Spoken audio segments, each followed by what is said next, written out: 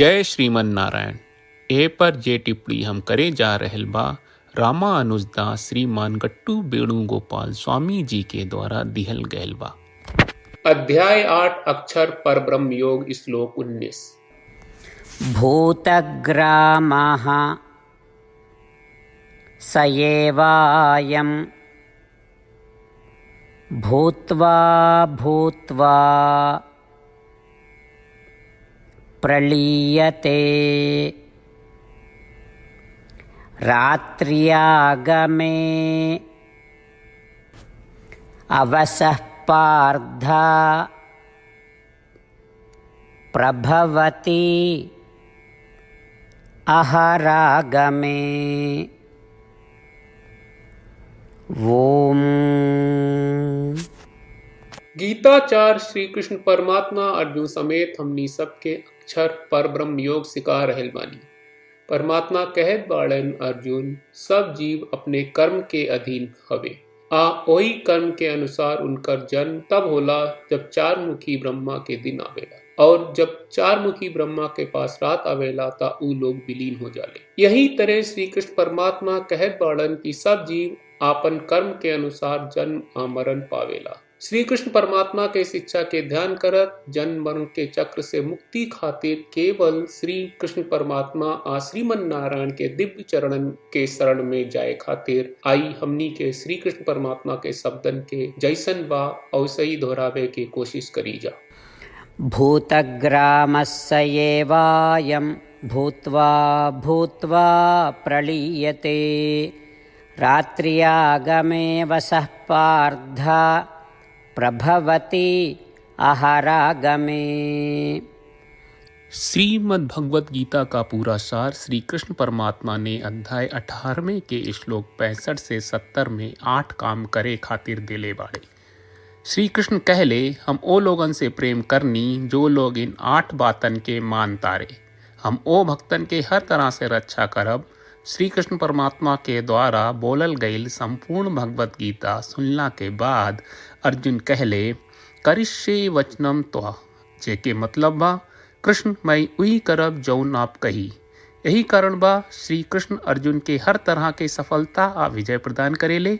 आई परमात्मा के आपन व्रत देई कि हमनी के ये 8 गौ कर्म के पालन करी जा। ई वचन परमात्मा के देवे से बड़न कौनो पूजा तपस्या यज्ञ नहीं। हम 8 प्रण कहब जौन हमनी के करे के चाहिए। आप सब कृपया इन्हन के आपन दिमाग और दिल में सोची। श्री कृष्ण के आपन वचन देवे के ई तरीका में हमनी सबकी कल्पना करे के चाहिए कि श्री कृष्ण का चेहरा खुशी से चमकत बा और खुशी के एहसास करत बा। जय श्रीमन नारायण। यहाँ हमनी के 8 वादा बा। हमनी के पहला वादा, हे श्रीमन नारायण आपका निर्देश के मुताबिक हम हमेशा तोहार ध्यान करब और तोहार बारे में सोचब। हमनी के दूसर वादा, हे श्रीमन नारायण आपका सलाह का अनुसार हम हमेशा आपका भक्त रहब। हमनी के तीसर वादा, हे श्रीमन नारायण हम आपन सब काम तोहरा सेवा के रूप में और तोहरा संतुष्टि खातिर करब। हमनी के चौथा वादा, हे श्रीमन नारायण जैस की आप माने के कहले रहलू हमरा बहुत विश्वास बा कि हम आपके होई और हम हमेशा आपन दोनों हाथ जोड़ के आपके नमस्कार करब और आपकी पूजा करब। हमनी के 5वां वादा, हे श्रीमन नारायण हमरा के तोरा बात माम एकम शरणम ब्रज 1866 याद कहले जहाँ आप हमरा के आपन का अर्पित करे का कहा। श्रीमन नारायण मैं हमेशा तोहरे शरण में रहब। हमनी के 6वां वादा, हे श्रीमन नारायण हमरा के तोहरा बात माँ सुचहा 1866 याद कहले कि आप हमनी के शोक ना करे का आश्वासन दे रहे बड़े। हम अब और शोक ना करब। हमनी के 7वां वादा, हे श्रीमन नारायण आपने हमरा खातिर श्रीमद् भगवत गीता के वितरण करके हम सबके कृपा कहले और आशीर्वाद दहले बा। हम वादा करत बानी कि रोजाना कम से कम 1 श्लोक पढ़ब या सुनब। हमनी के 8वां वादा, हे श्रीमन नारायण आप गीता के पूरा मानवता तक ले गयलू।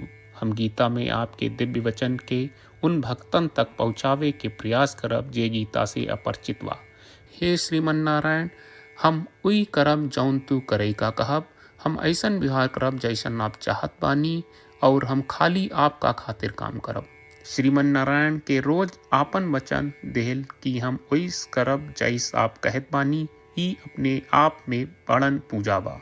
श्रीमन नारायण करशे वचनम त्वा, श्रीमन नारायण हम तोरे निर्देश के मुताबिक काम करब। सर्वम श्री कृष्ण अर्पणम अस्तु। जय श्रीमन नारायण। भूतग्रामः स एवायं भूत्वा भूत्वा प्रलीयते रात्र्यागमे अवसः पार्थ प्रभवति अहरागमे। ॐ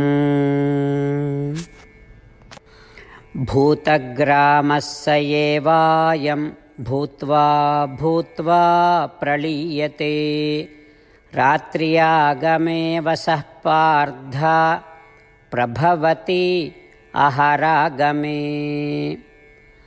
जय श्रीमन नारायण। सब भक्त लोगों से विशेष अनुरोध बा, जीवन में हर चीज में हमनी के तत्कालिक और प्रभावशाली परिणाम की अपेक्षा रहेला। एकरा खातिर आइए रोजाना 1 मिनट के समय निकालल जाए और नारायण आश्रम पढ़ल जाए।